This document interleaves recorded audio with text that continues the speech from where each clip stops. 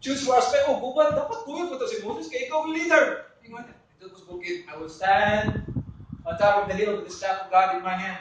Marunong ko mag-tanaw, oversee. Sa gibuhat ni Joshua. Next.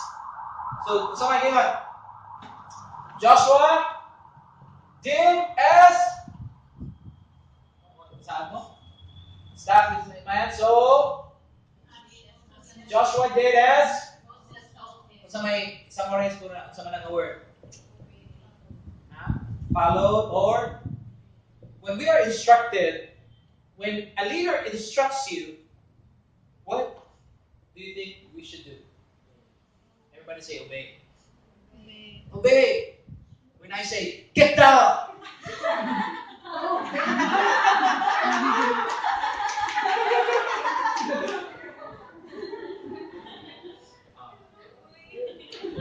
Yung expectation ko, ano siguro sa bike. Pero, actually, nagsabot na ni Ikaw, Luis Kiel, na example na ko siya. Kita yung ibig. Alright. So Joshua did as Moses told him and fought with Amalek. Did you see there? Nanapin mga question na pati paglaro sa bishop. Kanya niya, gusto mo ito, namunti na ng bishop. Ay, kung na bishop, hindi mo sa mo bishop. Kaya ko, pastor. Ay, kung na pastor. Joshua did as what he was told. He obeyed without any question.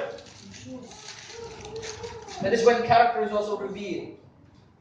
And sometimes kasi, we have this tendency na kung subuon ta, dapat kibaw sa taong sa purpose kung subuon ta. May like for example, dahil pag yung dadaan sa post office ang suwat, yung kung saan isa din yung suwat? Maraming siya din eh. Ay nagpangutana. Dan anak dito, ihatod lang na. Nice, kita. Gusto ko dito mag-show.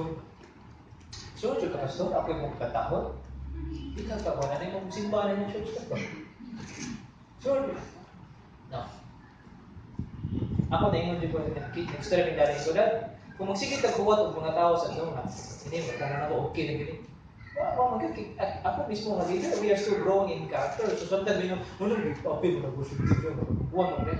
Kung saan pa rin mong gamiton ka na perfect na?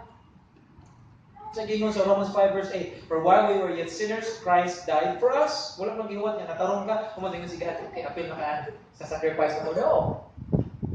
But there's a difference kung sa tao is living in sin. But if you see that the person is desiring in his heart na mo grow in faith, then you can use that person.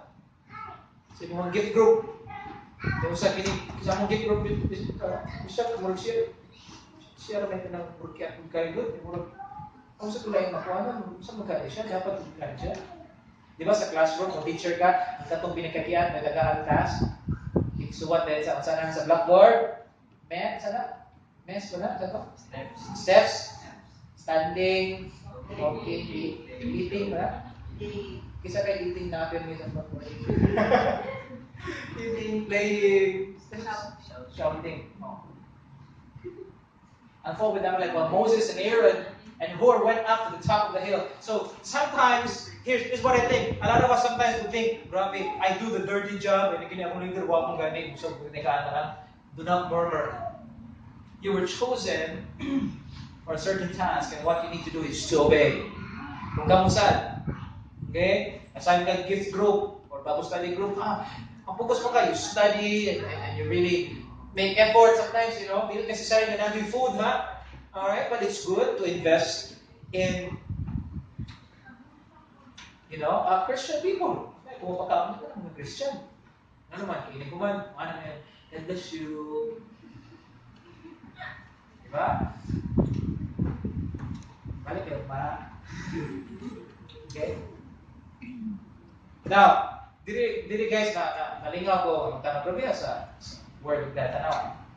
Whenever Moses held up his hand, Israel prevailed. So here's the story. Tanong ka, mga gubat. Alright? Si Moses na top sa hill. Every time na iisa ni Moses ang iyang sama. Hand, unayang staff na, mudaog ang Israel. Kanotis mo na ganang puro mapili ba? Saan na? Dota? Diba? Now, hindi ka na doon. Ano na yung mga announcer? Mga ba na siya, kanang millions of price?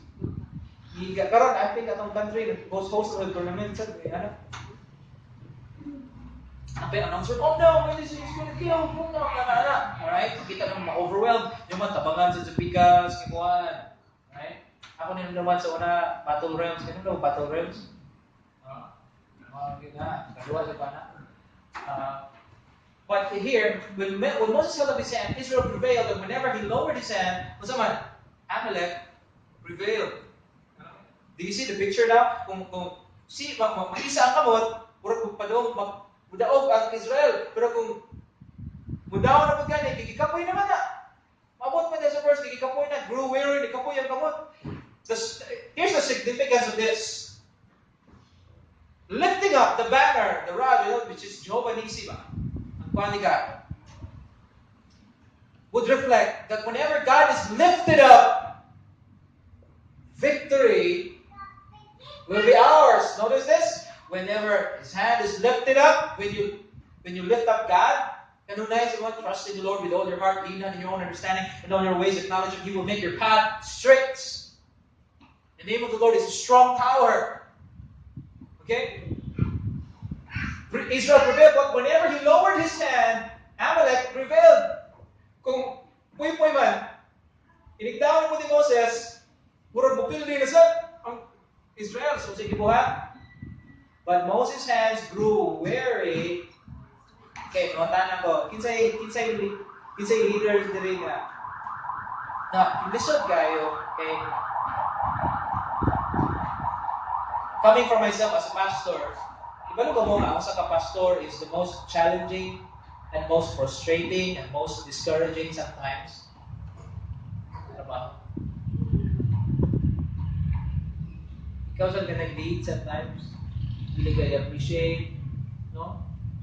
Hindi ka ikuha. It's sometimes, it's hard coming from me. It says here, but Moses' hands grew weary. Even leaders grow tired. Moses, manganig ikapoy, how much more kita? Are we the same faith to Moses? How many of you sometimes just want to give up? Oh yeah. Apoy, so ka, involved ka sa mga kinabuhi ito, problematic kung galit ka kinabuhisan niya. Tambagan ko yung kinabuhisan niya. Siguro ang tambag, kahit sa buhok. Ay, mga tao, may friends ngayon na, nag-go, siguro sa wala ko, prayer. Hindi ko po, balik lang niya mo, maurag yan pigipuhan. Masa ito akong nag-i-advise mo eh? Whenever Moses held up his hand, Israel prevailed. Whenever he lowered his hand, Amalek prevailed. But Moses' hands grew weary, so they took a stone, they took a stone, put it under him, and he sat on it, while Aaron and her held up his hands. So you see the picture now? Kapoy naman si Moses. Okay, again, dependent ang ilang victory dili tungod ni Joshua. Ang general ato, maayo. Nag-dependent ang victory whenever the rod was held up. So asa dependent ang victory sa rod. Or I would say, the prayer na ba? But in the essence, gilift up ni mo si God. So, nakasalalay, kung gilift up si God, ang rod, dili sa victory, dili sa ability ni Joshua, o sa kamayo sa strategy. Guys, it's the same thing with us. Our victory is dependent whether we trust in God or not in our ability in how to solve problems. It is in our faith and in our trust in God. When you lift up God, then victory will be ours.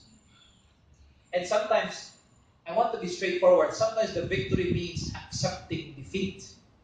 Kasi expectation natin with victory, dapat successful yung business ko. But sometimes, if you don't know, the victory is in how you accept defeat. You get this? The victory is how you move on into a relationship. The victory is how you are able to forgive. The victory is how you can accept loss. How you can accept sickness. That is where real victory is. Well, Aaron and Hur held up his hands on one on one side and the other on the other side. Let me encourage you. Even leaders and pastors need friends. I need friends who can tell me, Pastor, we're doing a good job, kadayon. Pastor, ganahan sa mong buong kadayon na. tell your gifted leader, hi, thank you guys sa mong efforts, no? Salamat kayo, brother. Sa mong pag-lead na mo, sa mga sabak ka. Salamat kayo, pastor. Sometimes, may ikaw padungog-dungog. Salamat kayo, kuya. Salamat, ate. Learn to appreciate. You know what? The power of words. So important. Remember that? When I told you? Isa na nanonood na ito pag Friday. Kanotice mo na how words are so valuable and important. Ino lagi ka. Uy, gamay lagi ka. Sa may feeling na mo. Tanong ka sa bitong. Di anak ka bitong. Di gamay. Bitong ay. Kaya naman, masurihan lang ka gamay. Dako lang yung lawason. Ay, wow. Ayun. Ayun. Ang ako po, kami mo Joshua. Joshua, po. Hapit, ano Joshua? Wow, guloy. Layo, ulo. Diba? Kining words has so much power. No, di gamay ka. Zumba, mo guys. Sa may mo, kahit sa zumba next time. Ano naman? Hindi gamay na mo ganun to. Okay? Same thing. Words are so powerful. Kita sa you members, so sa group, or sa gift group, learn also to encourage your leader. We need an Aaron and Hur type of character who will be there. Kasi aabot din ng time na kapuyo na inyong leader. Hello! Kamu nga mga leader, honest mo, di ba? Sometimes kapuyo mo. Nindot naman, encourage it sa katasan. Bro, madali naman bro. Ilang mo, grow rin dito sa ito. Grow rin dito. Minyo na sa ito. Daghan na sa ito. Minyo na sa ito. Wato lang natin. Daghan na ito. Wato na, wato na. Mawat na mga 5 siguro di siya. Okay. Alright? Moses' hands grew so they took a stone and put it under him and he sat on it while Aaron. So his hands were steady. The word steady means faithful. So when you got friends who's there to lift you up and help you, assist you, Sister Julie, after time, after darkest moments, at mga trial na yan, di ba you had friends to encourage you? And I believe that was helpful. People who pray for you, encourage you. Kasi nakasuway din ang kapagan mo. Di ba kasagaran? Kung broken hearted ka, nawag na pray. Storya na ito. Asan mo yung storya? Wala. Ayun ang late. Kung napuno na si Icon. Iya. Hindi na lang storya. Icon. Storya ka? Di ba kasagaran? Gusto rin ka manawag. May storya. Encouragement. Someone who can storyahan. Sometimes it's all we need. An ear is willing to listen. It's all sometimes a person needs. Kanay, minaw lang ka ba? Kasi babayan. Kaon.